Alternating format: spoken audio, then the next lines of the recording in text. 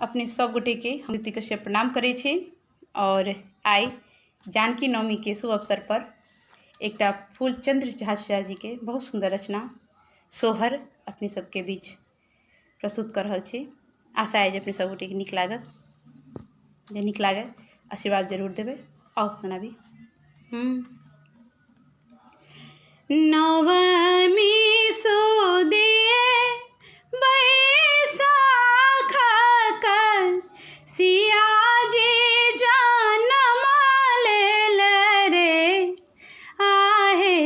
नवमी सुदिए बैसाख कर सिया जी जनम लेल रे ललना रे घर घर सोहर गायन खुशी सोमगन भेल रे ललना रे घर घर सोहर गायन खुशी सोमगन भेल रे।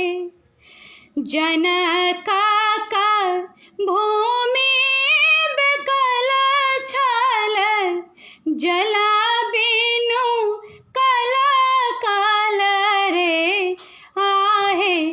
जनक भूमि बिकल छल जल बिनु कल कल रे ललना रे प्यासल मिथि हंस रहलिए चहु दिस खल खल रे ललना रे घर घर सोहर गायन खुशी सोमगन भेल रे। जुमि गेल आई पमरिया बधैयाल जनक घर रे आहे। जुमि गेल आई पमरिया बधैयाल जनक घर रे ललना रे हर सीत नगर लोक पहुँच गेला धर धर रे ललना रे हर सीत नगर लोक सब पहुँच गेला धर धर रे। नभ सोजे बरसाए सुमन भुवन धारी हल चल रे आहे।